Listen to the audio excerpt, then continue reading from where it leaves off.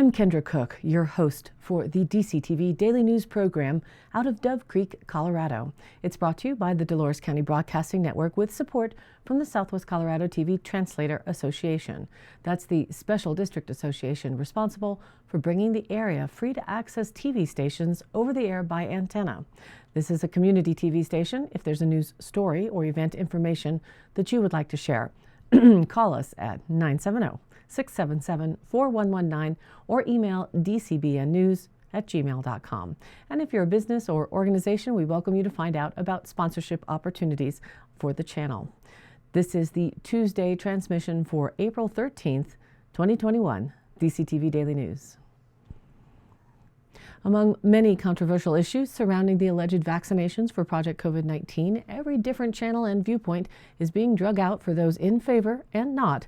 Those in favor trying to convince the population this is the only option to move forward safely, though the shots are allowed only under these emergency power designations and not under the normal extensive research, while the pharma companies are also given indemnity so they can't be sued or be responsible when health is damaged due to the shots. And others who show doctors and even the interview with the creator of the PCR test who said it does not work for virus detection. He is dead, by the way. But so many doctors and evidence showing people who have taken the shots have gotten very sick and many dying. As I record this, the CDC and WHO are hosting a conference call on halting the J&J shot due to so many deaths and blood clots. And this is just information on immediate reactions to these injections. The longer-term 6-month to a year outlook may even prove more dangerous to the human population worldwide. So again, when the objective of those in power positions is to get as many people as possible shot in the arm, regardless of the outcome, it's always interesting to follow the money trail, as they say. Who benefits is another question to ask as a journalist. And is there big money behind this year of pandemic? Well, absolutely. Just look at how the rich got richer in 2020. During Monday's White House press briefing, Press Secretary Jen Psaki explained what the Biden administration is doing to combat COVID vaccine skepticism among white evangelicals and black and brown communities. Those are in quotes. And according to a report in InfoWars, the administration is throwing money at convincing people to just take the jab in the arm, and lots of it. Psaki told a reporter the administration is launching, quote, Community Corps, which is a program to provide fact-based messages into the hands of local messengers. This means they are finding outlets, groups, and people willing to spew their propaganda in exchange for financial compensation. Quote, we are now working with more than 4,000 organizations that have signed up so far across the country, she said. We are also investing $3 billion into states and community-based organizations to strengthen vaccine confidence in the highest risk and hardest hit communities, end quote. So you can see that organizations that have been devastated in terms of losing financially last year are now being offered money to simply share information, convince your neighbors to take the shot, and you get paid. Isn't that some sort of bribery? And in the worst case, this has been a planned event. Psaki continued, quote, often people think of that as just black and brown communities, and that is not. It's also conservative communities, white evangelicals. It's a range of communities around the country, end quote. Imagine that. Next, she revealed the government's tactics for spreading propaganda to communities who are hesitant of the experimental mRNA jab. Quote, what we found to be most effective is to work with these local organizations. So, faith-based organizations, community health organizations, civic leaders, and others who can really get this message deeply into the communities, end quote. Further describing the links the administration is going to push the emergency-approved gene therapy, quote, vaccine, Psaki noted, quote, we've run PSAs on The Deadliest Catch TV program. We're engaged with NASCAR and country music TV. We're looking at a range of creative ways to get directly connected to white conservative communities, end quote. And the price tag they are throwing at these efforts again is said to be $3 billion of taxpayer funds. Think about that when you make your health decisions in 2021. And now let's take a look at our local weather for the week. Today, we're looking at the possibility for scattered showers, mainly after 1 p.m. Tuesday afternoon, mostly cloudy and a high near 60 degrees with west-southwest winds 5 to 15 miles an hour, shifting south-southeast in the afternoon. The chance of precipitation is about 30 to 40%. For tonight, again, scattered showers mainly before 10 p.m., mostly cloudy and a low around 40 degrees with south winds 10 to 15 miles an hour. And again, the chance of precipitation remains around 30% overnight. Into Wednesday, we're looking for apparently a black day, but a sunny day with a high near 64 degrees and windy with a south wind 15 to 20 miles an hour, increasing to 25 to 30 in the afternoon with wind gusts as high as 45 miles an hour. That's for Wednesday. Apparently it blew the graphic out. Wednesday night, partly cloudy with a low around 37, breezy with a southwest wind 15 to 20, decreasing overnight 10 to 15 miles an hour with winds again gusting overnight 40 miles an hour. Thursday, mostly sunny and a high near 56 and still breezy with a south wind 10 to 20 miles an hour becoming west in the afternoon. For Thursday night, partly cloudy and a low around 30 degrees. Into Friday, mostly sunny and a high near 54 with Friday night partly cloudy and a low around 31. For the weekend, Saturday brings a slight chance of snow.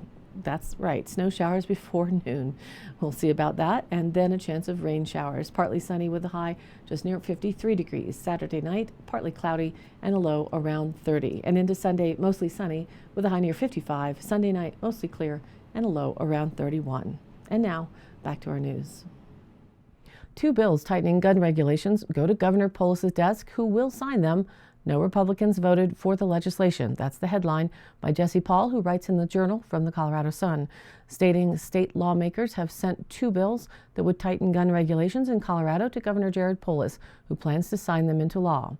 Senate Bill 78 would require Coloradans to report a lost or stolen firearm within 5 days of realizing that it is missing. Failing to do so would be a Class 2 petty offense, punishable by a $25 fine. A subsequent offense would be a Class 3 misdemeanor that could result in a jail sentence, though rarely does. The common joke is that there must be a lot of guns at the bottom of Lake Powell from everyone who had a, quote, boating accident and lost them at the bottom of the water when someone comes around asking for your guns. The measure cleared the legislature on April 6. No Republicans voted for the bill. House Bill 1106 would require gun owners to use a trigger lock or store their weapons in a safe when they know or reasonably should know that a child or someone who is ineligible to possess a firearm can gain access to the gun. In that case, failing to do so would be a Class 2 misdemeanor, which is punishable by fines and jail time. The measure won final passage on Monday in the state Senate. Again, no Republicans voted for House Bill 1106 either.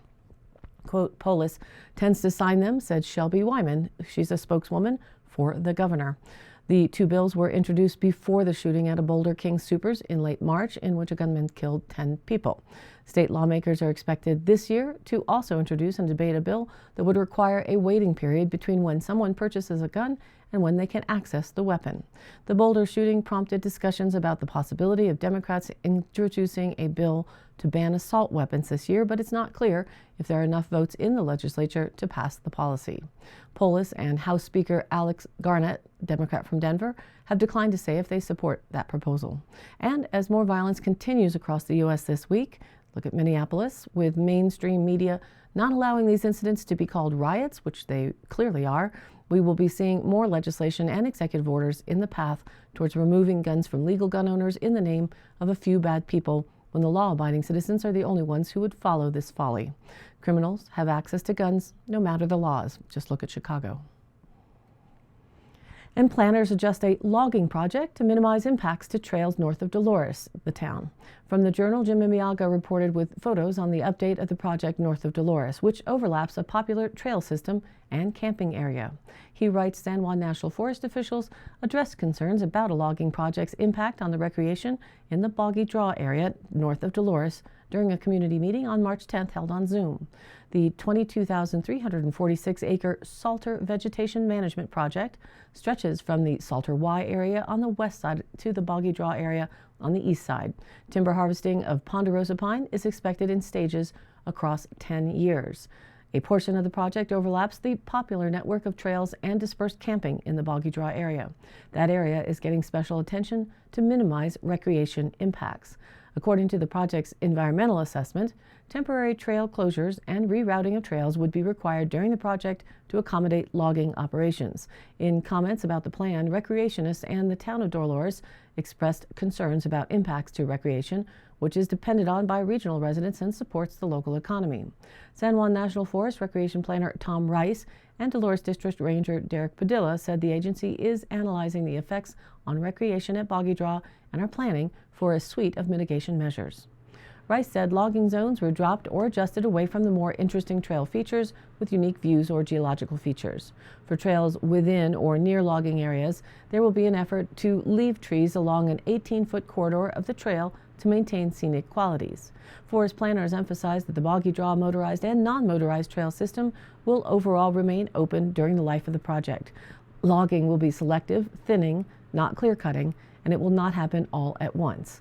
The Boggy Draw portion of the project will be divided into 6 logging recreation compartments that will be harvested one at a time in order to keep the remaining trails open as much as possible, said Rice. A separate analysis is being conducted on temporary reroutes and detours of trails for each logging block. Also, as part of the plan, timber machinery would be required to avoid trails to prevent damage. Dolores will see more log truck traffic coming down the Dolores-Norwood Road, County Road 31, 11th Street, and Colorado Highway 145. Based on similar projects in the forest, officials expect an average of 9 loaded logging trucks going through the town of Dolores per day during the harvest season. The estimated traffic is an average. On some days there will be no trucks, and on others there could be more than 9 per day. Minus the restricted hauling for holidays, Dolores could see significant increased truck traffic day and night, and they were suggested that perhaps sideboards be implemented to control truck traffic. The Boggy Draw area is mostly second growth ponderosa pine, said Travis Brutch, Timber Fuels program manager, and it was all logged in the 1920s and 30s. The majority of the trees are between 10 inches and 20 inches in diameter. And to catch this program online, please visit our Facebook page, which is DCTV Daily News, or go to YouTube and look it up as well as DCTV Daily News. Both you can follow and or subscribe to easily and join in on the conversation. Again, this is your local community TV station, so if you have something you'd like to share, or email us at dcbnnews@gmail.com, or you can call us at 970-677-4119. We want to hear what you'd like to share with our community. Thanks for watching DCTV Daily News. If you do like the program, again, please do follow and like them on the online formats and share it with your family and friends. This has been a production of DCTV for the DCTV Daily News program out of Dove Creek, Colorado, USA. I'm Kendra Cook. Be well and keep thinking for yourself.